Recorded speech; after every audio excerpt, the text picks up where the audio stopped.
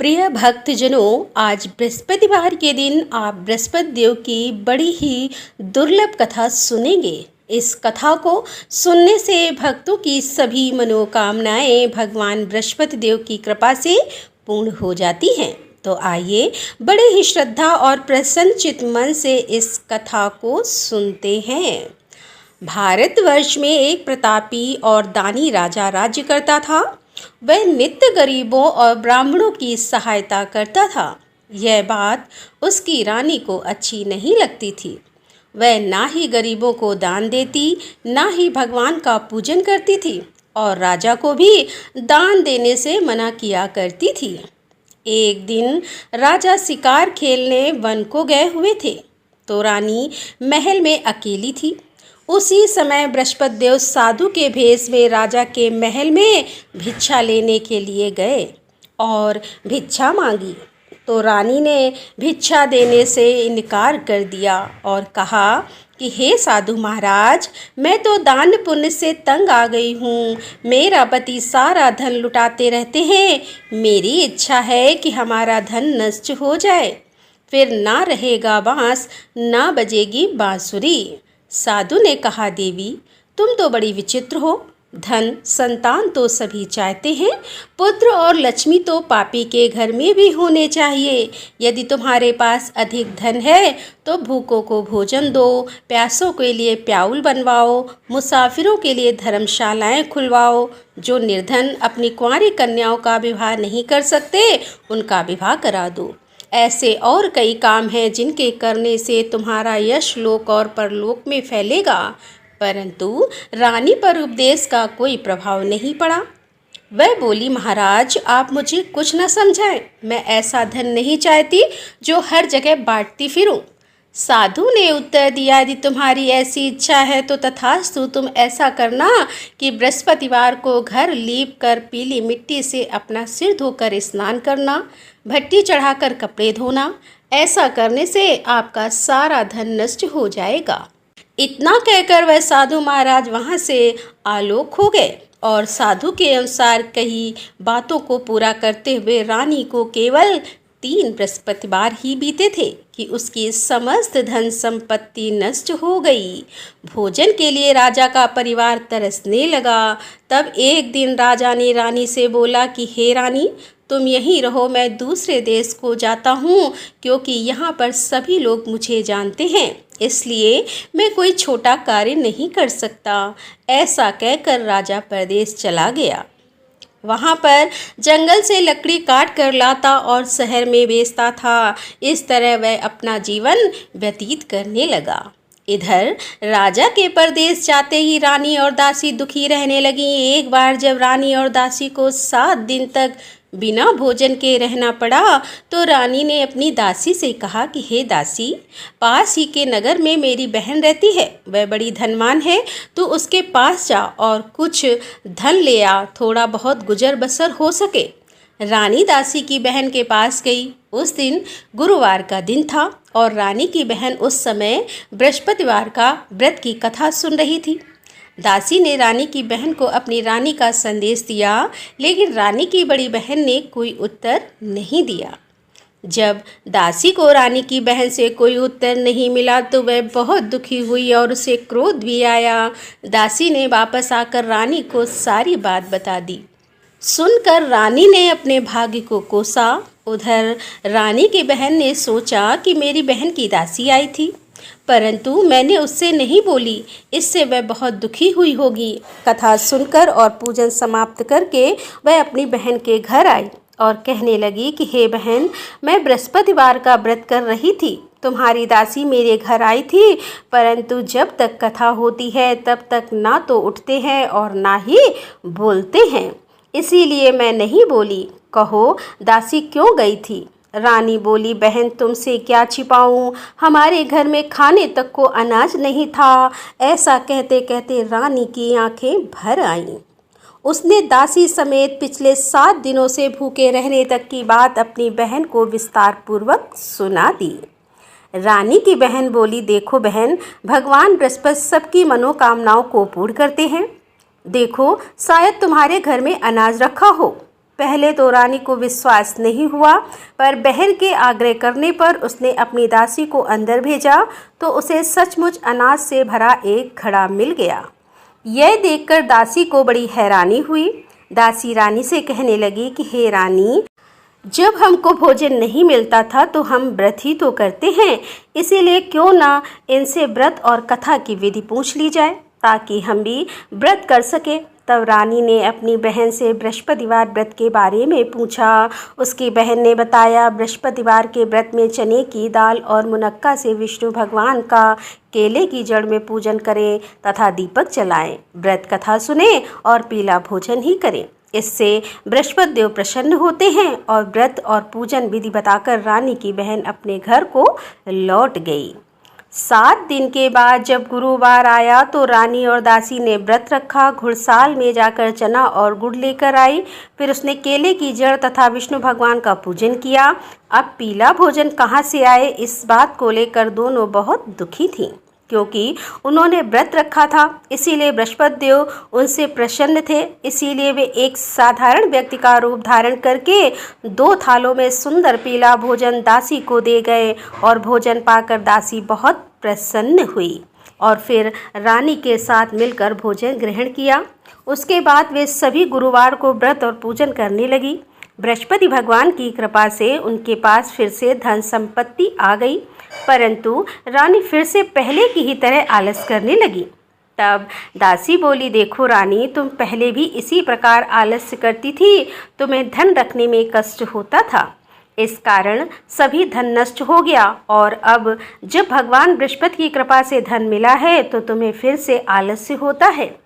रानी को समझाते हुए दासी कहती है कि बड़ी मुसीबतों के बाद हमने यह धन पाया है, इसीलिए हमें दान पुण्य करना चाहिए, भूखे मनुष्यों को भोजन कराना चाहिए और धन को शुभ कार्यों में खर्च करना चाहिए, जिससे तुम्हारे कुल का यश बढ़ेगा, स्वर्ग की प्राप्ति होगी और पितृ प्रसन्न होंगे।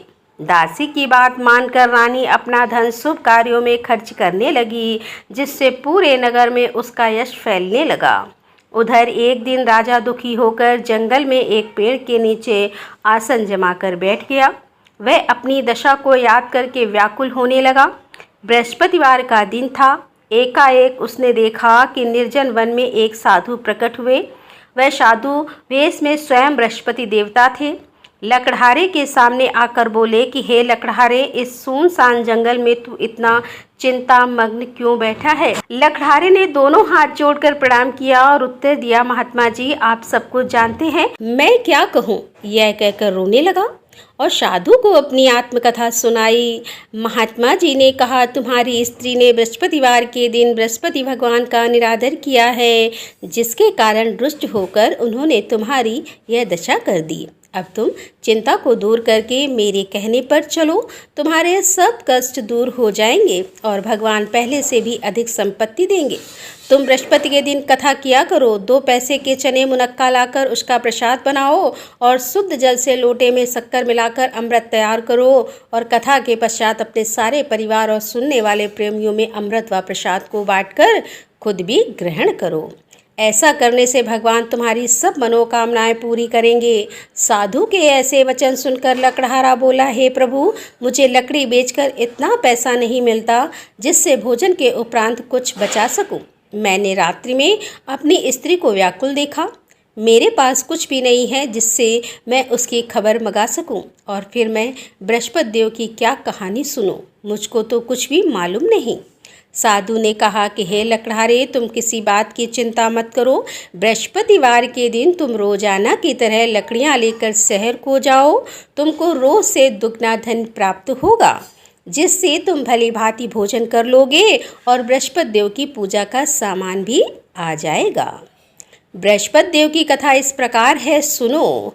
प्राचीन काल में एक ब्राह्मण रहता था। वह बहुत निर्धन था। उसकी कोई संतान नहीं थी। उसकी स्त्री बहुत मलिनता के साथ रहती थी। वह स्नान नहीं करती, किसी देवता का पूजन नहीं करती। इससे ब्राह्मण देवता बड़े दुखी थे। बेचारे बहुत कुछ कहते, किंतु उसका कुछ परिणाम नहीं निकला। भगवान की कृपा से ब्राह्मण की स्त्री के कन्या रूपी रत्न पैदा हुई। कन्या बड़ी होने पर प्रातः स्नान करके विष्णु भगवान का जाप और बृहस्पतिवार का व्रत करने लगी। अपने पूजन पाठ को समाप्त करके विद्यालय जाती तो अपनी मुट्ठी में जौ भर के ले जाती और पाठशाला के मार्ग में डालती जाती। तब ये जौ स्वर्ण के हो जाते तो लौटते समय उनको बीन कर घर ले आती। एक दिन वह बालिका सूप में उस सोने के जौ को फटक कर साफ कर रही थी कि उसके पिता ने देख लिया और कहा कि हे बेटी, सोने की जौ के लिए सोने का सूप होना चाहिए। दूसरे दिन बृहस्पतिवार था। इस कन्या ने व्रत रखा और बृहस्पति देव से प्रार्थना करके कहा कि मैंने आपकी पूजा सच्चे मन से की है तो मेरे लिए सोने का सूप दे दो। बृहस्पति देव ने उसकी प्रार्थना स्वीकार कर ली और रोजाना की तरह वह कन्या जौ फैलाती हुई जाने लगी। जब लौट कर जौ बीन रही तो बृहस्पति देव की कृपा से सोने का सूप मिला। उसे वह घर ले आई और उसमें जौ साफ करने लगी, परंतु उसकी माँ का वही ढंग रहा।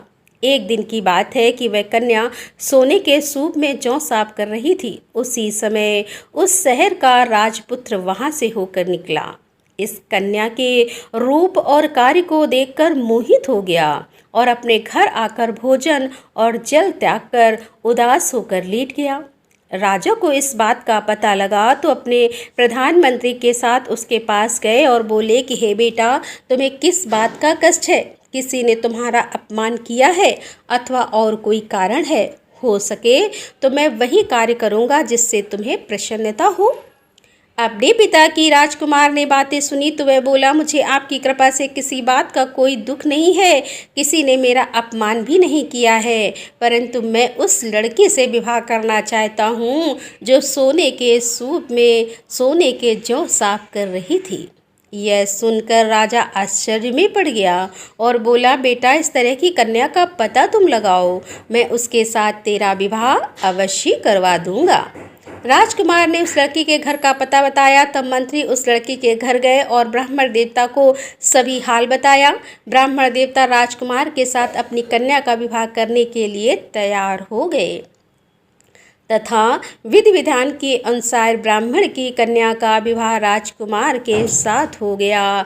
कन्या के घर से जाते ही पहले की भांति उस ब्राह्मण देवता के घर में गरीबी का निवास हो गया।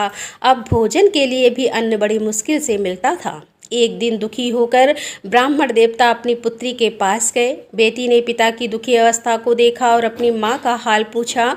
तब ब्राह्मण ने भी सभी हाल कहा। कन्या ने बहुत सारा धन देकर अपने पिता को विदा कर दिया।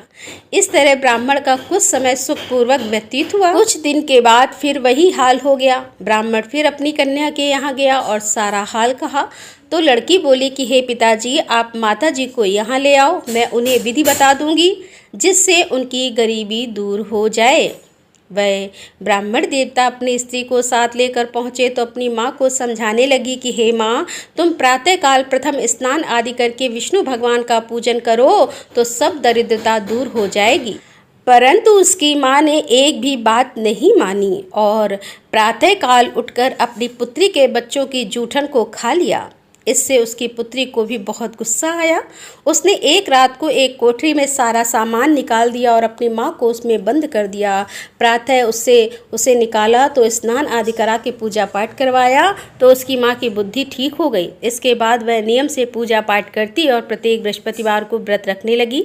इस व्रत के प्रभाव से उसकी माता और पिता बहुत ही धनवान और पुत्रवान हो गए और बृहस्पति देवता के प्रभाव से इस लोक के सुख को भोग कर अंत में स्वर्ग को प्राप्त हुए।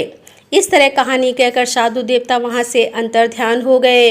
धीरे धीरे समय व्यतीत होने पर फिर वही बृहस्पतिवार का दिन आया। लकड़हारा जंगल से लकड़ी काटकर किसी शहर में बेचने गया। उसे उस दिन और से अधिक धन मिला।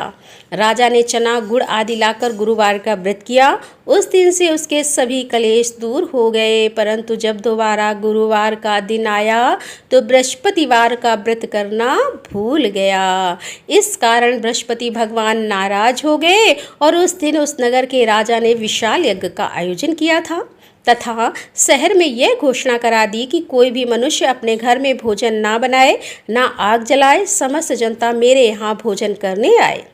इस आज्ञा को जो ना मानेगा उसे फांसी की सजा दी जाएगी। इस तरह की घोषणा संपूर्ण नगर में करवा दी गई। राजा की आज्ञा के अनुसार शहर के सभी लोग भोजन करने गए, लेकिन लकड़हारा कुछ देर से पहुंचा, इसीलिए राजा उसको अपने साथ घर ले गए और ले जाकर भोजन करा रहे थे तो रानी की दृष्टि उस खूंटी पर पड़ी जिस पर उसका हार लटका हुआ था। वह वहां पर दिखाई नहीं दिया। रानी ने निश्चय किया कि मेरा हार इस मनुष्य ने चुरा लिया है। उसी समय सिपाहियों को बुलाकर उसको कारागार में डलवा दिया। जब लकड़हारा कारागार में पड़ गया और बहुत दुखी होकर विचार करने लगा कि ना जाने कौन से पूर्व जन्म के कर्म से मुझे यह दुख प्राप्त हुआ है, और उसी साधु को याद करने लगा जो कि जंगल में मिला था। उसी समय तत्काल बृहस्पति देव साधु के रूप में प्रकट हुए और उसकी दशा को देखकर कहने लगे, अरे मूर्ख, तूने बृहस्पति देव की कथा नहीं करी, इस कारण तुझे दुख प्राप्त हुआ है। अब चिंता मत कर, बृहस्पतिवार के दिन कारागार के दरवाजे पर 4 पैसे पड़े मिलेंगे। बृहस्पतिवार के दिन कारागार के दरवाजे पर 4 पैसे पड़े मिलेंगे। उससे तू बृहस्पति देव की पूजा करना, तेरे सभी कष्ट दूर हो जाएंगे। बृहस्पतिवार के दिन उसे 4 पैसे मिले। लकड़हारे ने कथा कही। उसी रात को बृहस्पति देव ने उस नगर के राजा को स्वप्न में कहा कि राजा, तुमने जिस आदमी को कारागार में बंद कर दिया है वह निर्दोष है, वह राजा है, उसे छोड़ देना। रानी का हार उसी खूंटी पर लटका है। अगर तू ऐसा नहीं करेगा तो मैं तेरे राज्य को नष्ट कर दूंगा। इस तरह रात्रि के स्वप्न को देखकर राजा प्रातः काल उठा और खूंटी पर हार देखकर लकड़हारे को बुलाकर क्षमा मांगी और लकड़हारे को योग सुंदर वस्त्र आभूषण देकर विदा कर दिया। बृहस्पति देव की आज्ञा के अनुसार लकड़हारा अपने नगर को चल दिया। राजा जब अपने नगर के निकट पहुंचा तो उसे बड़ा आश्चर्य हुआ। नगर में पहले से अधिक बाग, तालाब, कुएं तथा बहुत सी धर्मशालाएं, मंदिर आदि बन गई हैं। राजा ने पूछा, यह किसका बाग और धर्मशाला है? तब नगर के सब लोग कहने लगे, यह सब रानी और बांदी के हैं। तो राजा को आश्चर्य हुआ और गुस्सा भी आया। जब रानी ने यह खबर सुनी कि राजा आ रहे हैं तो उन्होंने दासी से कहा कि दासी देख, राजा हमको कितनी बुरी हालत में छोड़ गए थे। हमारी ऐसी हालत देखकर वह लौट ना जाएं, इसीलिए तू दरवाजे पर खड़ी हो जा। आज्ञा के अनुसार दासी दरवाजे पर खड़ी हो गई। राजा आए तो उन्हें अपने साथ लेकर आई। तब राजा ने क्रोध करके अपनी रानी से पूछा कि यह धन तुम्हें कैसे प्राप्त हुआ? तब उन्होंने कहा, हमें यह सब धन बृहस्पति देव के इस व्रत के प्रभाव से प्राप्त हुआ है। राजा ने निश्चय किया कि 7 रोज बाद तो सभी बृहस्पति देव का पूजन करते हैं, परंतु मैं प्रतिदिन दिन में 3 बार कहानी और रोज व्रत किया करूंगा। अब हर समय राजा के दुपट्टे में चने की दाल बंधी रहती और दिन में 3 बार कहानी कहते। एक रोज राजा ने विचार किया कि चलो अपनी बहन के यहाँ हो आए। इस तरह निश्चय करके राजा घोड़े पर सवार होकर अपनी बहन के यहाँ को चलने लगा। मार्ग में उसने देखा कि कुछ आदमी एक मुर्दे को लिए जा रहे हैं। उन्हें रोककर राजा कहने लगा, अरे भाइयों, मेरे बृहस्पति देव की कथा सुन लो। वे बोले, लो, हमारा तो आदमी मर गया है, इसको अपनी कथा की पड़ी है। परंतु कुछ आदमी बोले, अच्छा कहो, हम तुम्हारी कथा भी सुनेंगे। राजा ने दाल निकाली और जब कथा आदि हुई कि मुर्दा हिलने लगा, और जब कथा समाप्त हो गई तो राम राम करके मनुष्य उठकर खड़ा हो गया। आगे मार्ग में उसे किसान खेत में हल चलाता मिला तो राजा ने उसे देखकर बोला, अरे भैया, तुम मेरी बृहस्पतिवार की कथा सुन लो। किसान बोला, जब तक मैं तेरी कथा सुनूंगा तब तक 4 हरया जोत लूंगा। जा अपनी कथा किसी और को सुनाना। इस तरह राजा आगे चलने लगा। राजा के हटते ही बैल पछाड़ खाकर गिर गए और किसान के पेट में बड़ी जोर का दर्द होने लगा। उस समय उसकी माँ रोटी लेकर आई और उसने जब यह देखा तो अपने पुत्र से सब हाल पूछा और बेटे ने सभी हाल कह दिया। तो बुढ़िया दौड़ी दौड़ी उस घुड़सवार के पास गई और उससे बोली कि मैं तेरी कथा सुनूंगी, तू अपनी कथा मेरे खेत पर चलकर ही कहना। राजा ने बुढ़िया के खेत पर जाकर कथा कही, जिसके सुनते ही वह बैल उठकर खड़े हुए तथा किसान के पेट का दर्द भी बंद हो गया।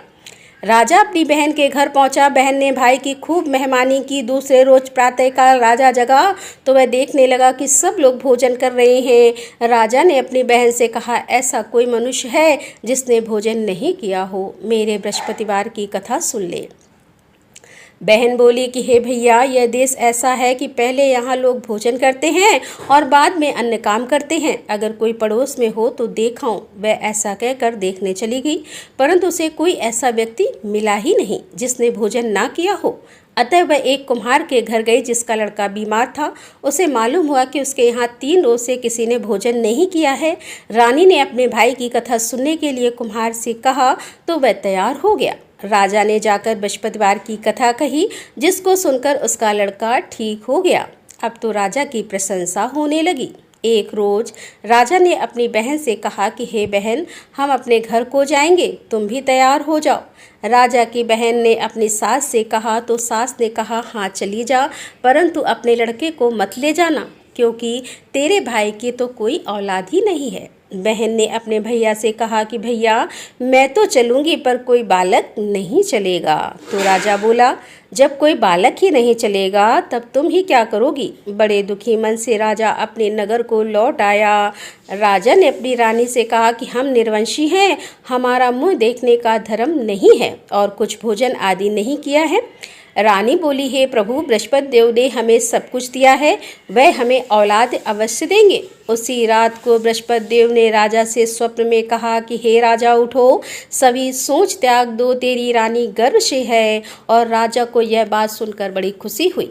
9वें महीने में उसके गर्भ से एक सुंदर पुत्र पैदा हुआ। तब राजा बोला, हे रानी, रानी स्त्री बिना भोजन के रह सकती है पर बिना कहे नहीं रह सकती। जब मेरी बहन आएगी तो मुझसे कुछ मत कहना। रानी ने सुनकर हाँ कर दिया।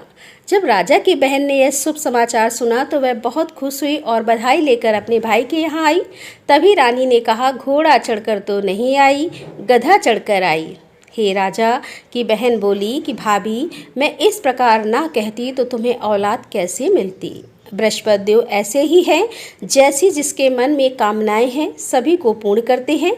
जो सद्भावना पूर्वक बृहस्पतिवार का व्रत करता है एवं कथा पढ़ता है अथवा सुनता है और दूसरों को सुनाता है, बृहस्पति देव उनकी सभी मनोकामनाएं पूर्ण करते हैं।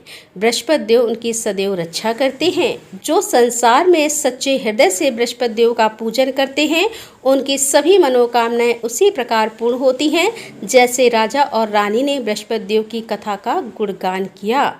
उनकी सभी इच्छाएं बृहस्पति देव ने पूर्ण की। मनुष्य को हृदय से उनका मनन करते हुए जयकारा करना चाहिए।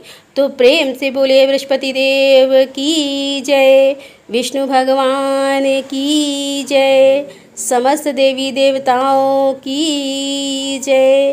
अब आप भगवान बृहस्पति देव की आरती श्रवण कीजिए। ओम जय बृहस्पति देवा, स्वामी जय बृहस्पति देवा। छिन छिन भोग लगाऊं, कंदली फल मेवा। ओम जय बृहस्पति देवा। तुम पूर्ण परमात्मा, तुम अंतर्यामी, जगत पिता जगदीश्वर, तुम सबके स्वामी। ओम जय बृहस्पति देवा। चरणामृत निज निर्मल, सब पातक हरता, सकल मनोरथ दायक, कृपा करो भरता। ओम जय बृहस्पति देवा। तन मन धन अर्पण कर, जो जन शरण पड़े, प्रभु प्रकट तब हो करे, आकर द्वार खड़े। ओम जय बृहस्पति देवा। दीन दयाल दयानिधि, भक्तन हितकारी, पाप दोष सब हरता, पाप दोष सब हरता, भवबंधन हारी। ओम जय बृहस्पति देवा। सकल मनोरथ दायक सब संचय तारो, विषय विकार मिटाओ संतन सुखकारी। ओम जय बृहस्पति देवा। जो कोई आरती तेरी प्रेम सहित गावे, चेष्ट निष्ठानंद बंद सो निश्चय ही पावे। ओम जय बृहस्पति देवा। ओम जय बृहस्पति देवा। स्वामी जय बृहस्पति देवा। प्रेम से बोलिए भगवान बृहस्पति देव की जय। बोलिए भगवान श्री लक्ष्मी नारायण की जय। आपको आज की कथा पसंद आए, आरती पसंद आए तो वीडियो को लाइक कीजिएगा, शेयर कीजिएगा और कमेंट में भगवान बृहस्पति देव जी की जय लिखिएगा और चैनल को भी सब्सक्राइब कीजिएगा। तो प्रेम से बोलिए बृहस्पति देव की जय।